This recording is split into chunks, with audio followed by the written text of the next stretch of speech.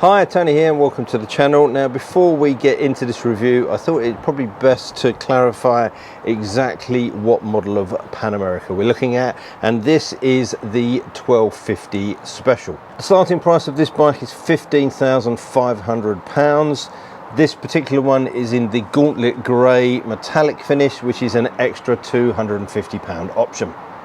The Special brings quite a few pieces of equipment over and above the standard edition, the most obvious one being the semi-active suspension. It also comes with a centre stand, a multi-position brake lever, brush guards, an aluminium skid plate, although the aluminium skid plate on this I believe is an aftermarket one and not the actual one that it comes with as standard, as is the grille on the headlight. And speaking of the headlight, the Special has the adaptive headlight as well, which has got the cornering light element to it. And to finish off the extra spec, you've got these handguard wind deflectors, but more on those later on. The bike also comes fitted with a steering damper and heated grips. On top of all that extra spec, this does have a couple of optional extras outside of the paint, one of which is the adaptive ride height, and we'll talk about that in the review. And we've also got the tubeless laced wheels on here, which replace the standard cast aluminium ones. Everything I'm talking about throughout this review is based on the Pan America 1250 Special. So let's get on with it.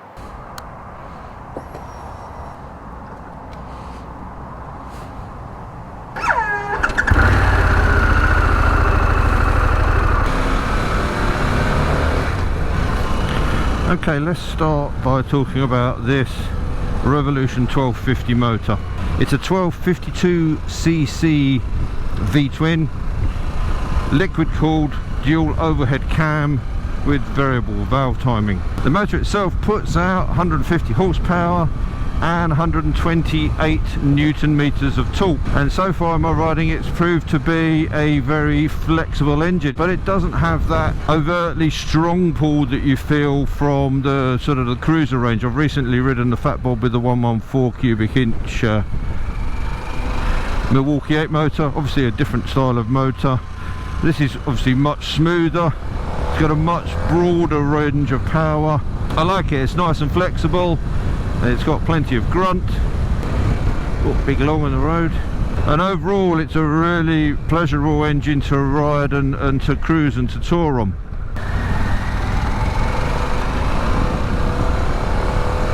If you've been a lifelong Harley rider and you're deciding to switch up to something that's more adventure touring, then this will be a revelation. And I think this bike, despite the kind of off-road rugged nature that it's shown, is designed and meant predominantly for road touring with a bit of gravel. So it's an adventure tourer. With its curb weight of 258 kilograms, it's not really something you're going to want to take somewhere particularly technical off-road or in deep sand, because it's a big old lump. But you don't notice that when you're riding. It is a very manoeuvrable bike. There's obviously 150 horsepower on any bike is not to be sniffed at, and this really does get a move on when you want it to.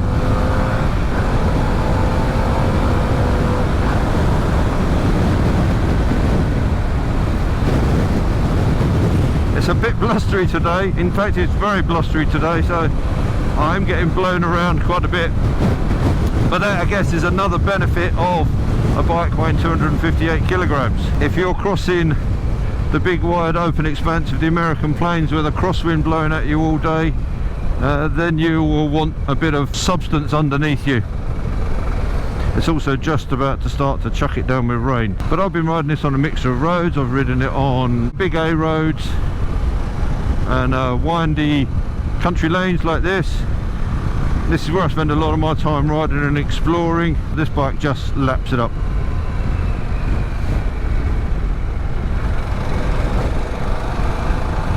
So the engine's proved to be pretty flexible, it's powerful enough, you can ride it fast, but by the same token, if you're sat in traffic or bimbling through town, it's very well behaved. I haven't really noticed any kind of large amounts of heat coming off the motor.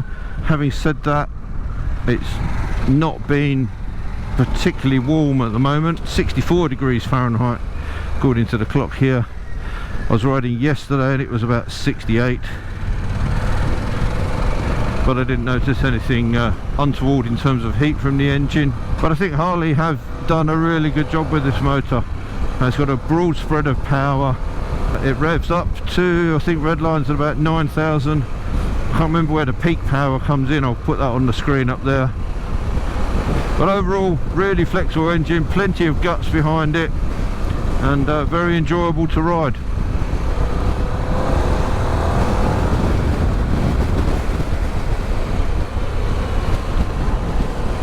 There's a nice exhaust note. It's not too loud with this stock pipe on, and I think generally when people buy a Harley, they're straight away, first thing they do is put an aftermarket pipe on a Vance & Hines or something on the cruisers, because they want that burble and that noise. I don't think that's something you need to do with this bike. It sounds nice, it sounds quite throaty, but it's not loud and obnoxious, and this whole loud pipe saves lives, I think, is complete bollocks. And actually I prefer a quieter bike because it allows you to not draw too much attention to yourself, if you know what I mean. To help you cover a decent amount of mileage before you have to fill this up, the bike has a 21.1 litre fuel tank, and Harley Davidson state a 43 miles per gallon fuel efficiency. I'm still keeping an eye on what the fuel economy is in the real world, but so far I don't think that's going to be too far away. I would think the next most important thing to talk about is the suspension, because this bike has semi-active suspension, and as I've already mentioned in the intro, this model has got the optional adaptive ride height on it as well. So the adaptive suspension is working all the time, and what it does is it assesses the weight on the bike, so whether that's just a rider and a pillion and luggage or any of those combinations, it assesses that weight and ensures that it keeps a consistent sag depending on what weight is actually on the bike. And it seems to work very well. There are 5 or 6 different sort of comfort settings that you can put into the active suspension, and they also vary depending on what riding mode the bike is in. And within this TFT screen you can change all of that criteria as well. It's an incredibly comprehensive system. But in terms of riding, the active suspension works really well. Nice comfortable ride, and as you start to push on a little bit, it just firms up a little bit more. I'm not so keen on the tyres, and I think that affects the handling of the bike a little bit, and I'll touch on those a bit later on. But on dry roads I find the tyres are good, they're plenty grippy, just a little bit squirmy from the tread pattern. They're kind of a semi-rugged tread pattern, so they do squirm a little bit, but you soon get used to how that feels, and it is maybe more than anything an adjustment for me for jumping onto this bike from something else. In the wet, however, they are a different animal, and I have to say, so far I got caught in the rain yesterday and I didn't like the tyres at all. Not confidence inspiring. Now it might have just been me getting used to the bike itself, but I did have a few moments where the tyres were moving and drifting in the wet, and I wasn't pushing it particularly hard, so that's something I'm just going to have to look at as we go along, and I'll mention that again later in the review. Often people complain that adventure bikes are too tall, and they can be tricky when you come to a stop. Okay for riding, but tricky when you come to a stop. When you come to a stop on this bike with the adaptive cruise controls switched on, it takes all of the preload out and lowers the bike to as low as it will go. You see a little yellow flashing shock on there. So I think the 830mm is the minimum seat height, and when you come to stop this just drops down. So I'm 5'10" with a 32-inch inseam, and with the seat in its lowest of 2 positions I can flat foot with a bent leg when stationary. And I think that's a really clever idea. That works. That's going to be a godsend for people who are a little bit shorter or have shorter legs. Obviously it doesn't matter whilst you're riding, but if you come to a stop and you've got a bit of a funny camber or something, the fact that this bike will just drop itself down to the lowest height it can do is really good. and then when you get going again, it just rises itself back up. Clever stuff.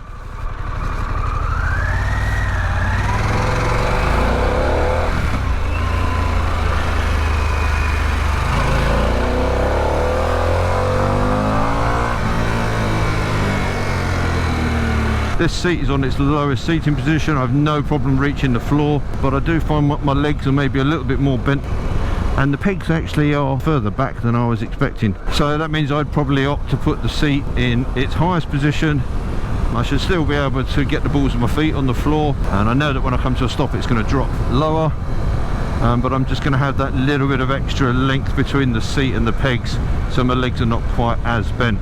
So with that seat height in mind, let's talk about ergonomics next. I said at the beginning, this is more of a touring bike with some off-road pretensions, and that's because of the layout of the bike. The bars are swept back from their kind of very forward position, but there's still a little bit of reach on the bars for me. I wouldn't say I'm short, and it's not a horrible reach, but they're just not quite as up and in that kind of more aggressive off-road position that you'd find on something like the KTM 890 Adventure, the Africa Twin, and even to a certain extent the GS and other bikes like that. The seat itself is comfortable. I've always found all Harley Davidsons to be comfortable, you know, designed for covering large distances in comfort, and this is no different, although I must admit I find it's quite short because it's a two-piece seat, and I can feel my bits now and again sitting on the tank. And actually from that I'm picking up a little bit of vibration. I don't really feel any vibration through the bars, I don't feel any vibration through the pegs really, but I do get a bit on Tiny Tony when that's sitting on the tank. In the respect that the seat is a little bit short, you haven't got a lot of room to move up and backwards and forwards. You're kind of fixed in that same position. The screen itself offers really good protection. I don't really have any complaints about that. It's wide with the deflectors at the bottom. It seems to do its job, and it's got a really easy one-handed adjustment lever. So at the moment this is in its lowest position. It's a little bit awkward because I've got the camera here in the way, but you can just grab it. It's like a trigger lever and push it up, and that's it, that's done. And you can just drop it down into stages as well if you want along the way. The TFT screen is nice and big. You can adjust its angle, which is useful. There's a lot of information on the screen, and a lot of that information is quite small. The main controls you need, the speed, the odometer, the gear selector, the rev counter, fuel gauge, are all really easy to see. The other supplementary information like the temperature, which is in Fahrenheit, it'd be nice if you had the option to switch that. You might do, I don't know, I'll check, but that, the phone connection, the remaining mileage and all of that bit, your tyre pressure monitor, all the rest of that is a little bit small. Now you could argue that you really shouldn't be looking at that when you're riding anyway, and at a quick glance down you can see everything that you need, but it is a really nice screen. It's a sunny day today, and I've had no issue with seeing what's on those controls, so it wins in that respect. The controls are fairly straightforward. On the right hand side you've got your ignition switch to switch it on, and your starter button, your hazard lights, and then these are your sort of audio controls, so you're only really worried about that if you've got music playing through your headphones. The big button on the top is your mode button, so a press of that will change the mode. So you can see I'm in street. Press the mode, goes to sport, then it goes to off-road, then it goes to off-road custom, custom A, custom B, rain, and back to street. So there's a huge range of modes for you to play around with.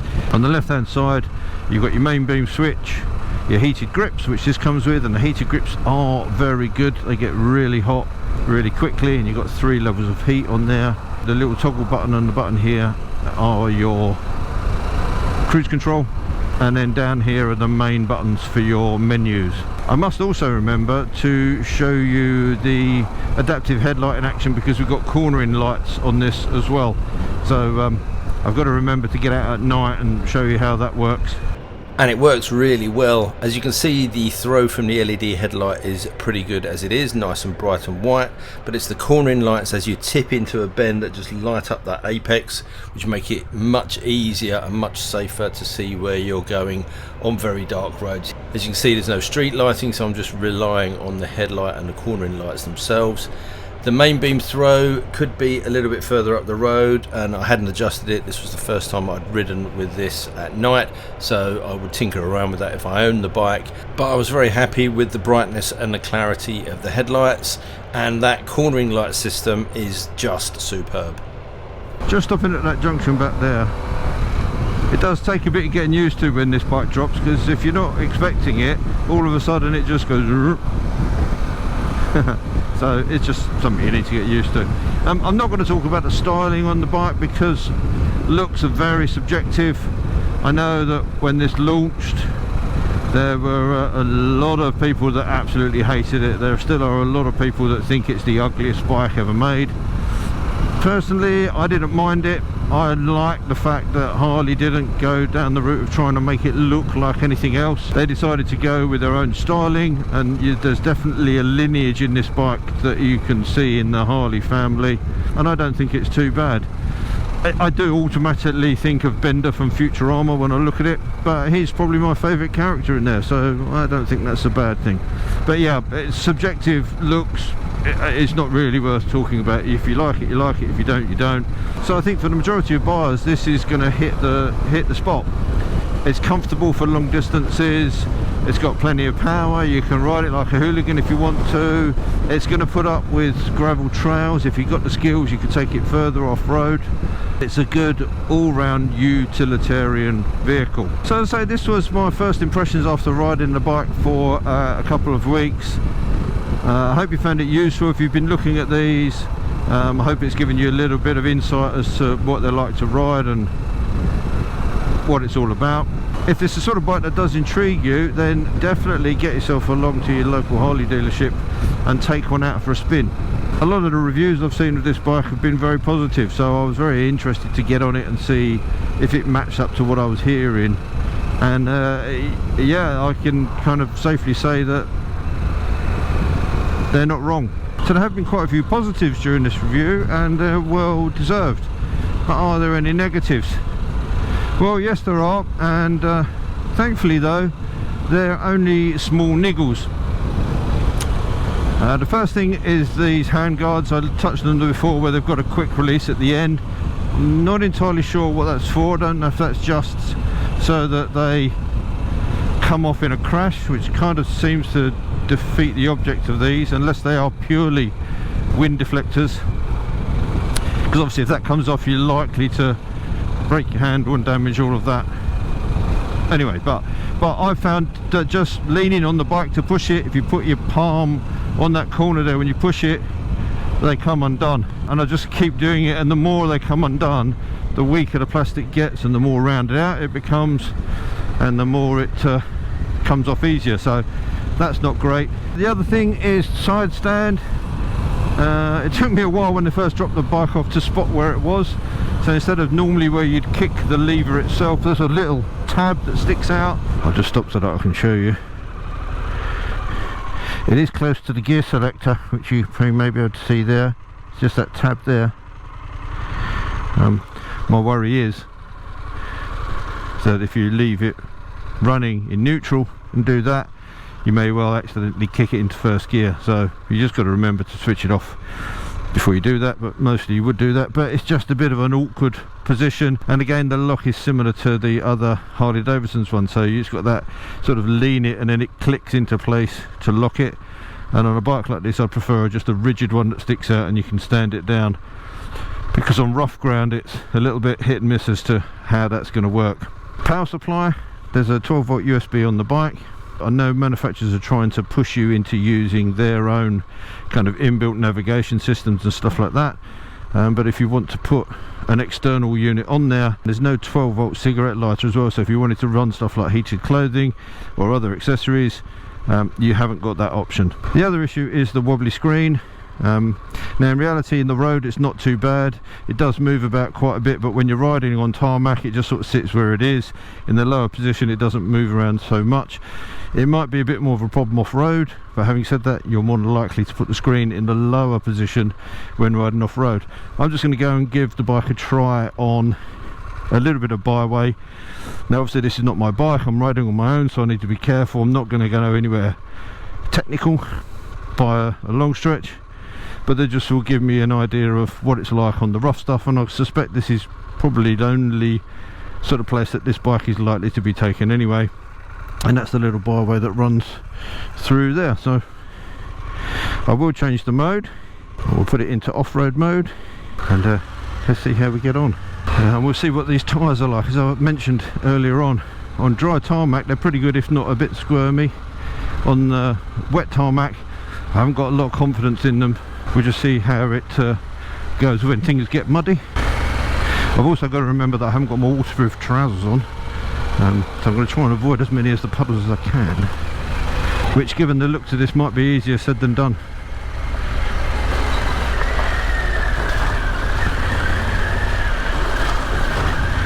I think Harley would be upset if I didn't send the bike back a little bit dirty. Yeah, I think I'm going to struggle to stay dry down here.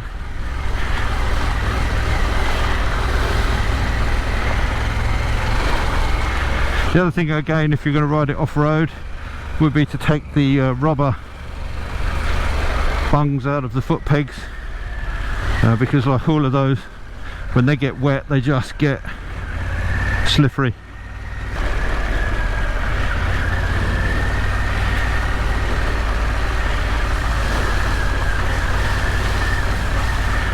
But it feels pretty solid through here. I think these tyres for gravel are great. I think if it gets any muddier, then they're not gonna cope with it. I'm being careful. I'm not just chasing through here because this path does get used a lot by horses and dog walkers, and on the blind corners I don't want to come charging round and come face to face with somebody. But yeah, no problems coming through here. It's handled it pretty much the same as any of the other big adventure bikes I've brought through here.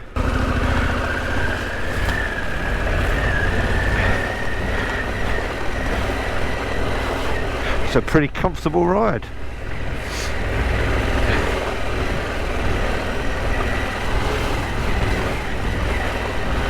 And the big puddle. So there you go, a little bit of off-roading. As I say, nothing technical, but it's the sort of place that people will be taking this. We've got some gravel with some big potholes filled with water, a little bit of mud, some loose leaves, and no problem whatsoever. You can feel pretty comfortable going through here. And first impressions is,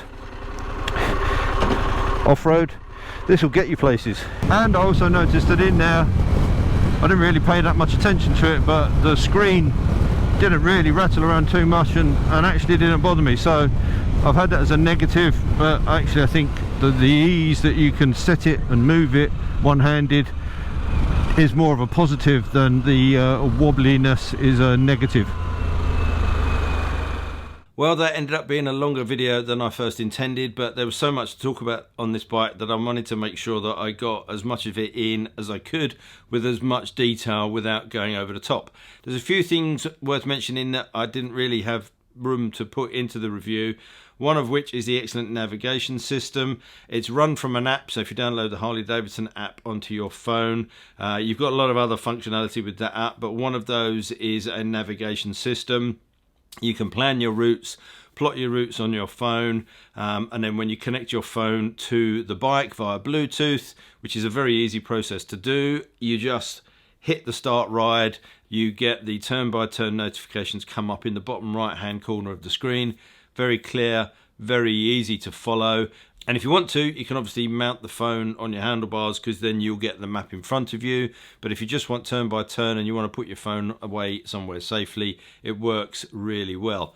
So what is my final view on the Pan America? Well, it is indeed a very good bike. All of the reviews that you may have seen online that are praising it are very well founded. It's quick, it's comfortable, it's got lots of features on it, and still for me I think it is more of a road biased adventure touring machine. Now Harley Davidson might dispute that, but for most of us mere mortals, it is a big heavy beast to start to maneuver around tricky ground. But we've had this conversation before about what adventure bikes mean to people. For me, any bike can be an adventure bike, and you can certainly have some really good and long adventures on the Pan America.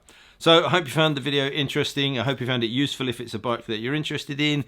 If you've got any questions, you know where to leave those in the comment section down below. A like on the video is appreciated, but more importantly for me is, if you haven't already, please hit the subscribe button and the notification bell. That would mean the world. And until next time, thanks for watching, take care, ride safe, and I'll see you soon. Bye.